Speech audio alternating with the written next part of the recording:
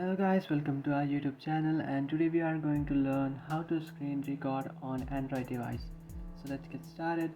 So if you want to screen record on your Android device, what you can do is just scroll down and open up your menu bar, and after opening up your menu bar over here, you can find the screen recording button. You can just turn that option on, and by turning that option on, you will start screen recording in your device. But if you don't have a screen recording in your device, what you can do is just open up your Play Store, and after opening up your Play Store, in search bar you can just search for screen recorder. After searching for screen recorder, you can find a bunch of screen recorders that you can use to record your screen. So in many devices you can't find screen recording option. What you can do is just simply open up your Play Store and download a screen recording application. So just tap on install, and by tapping on install you will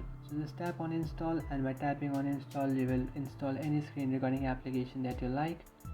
And by installing your screen recording application, what you can do is just open up your screen recording application and just start screen recording.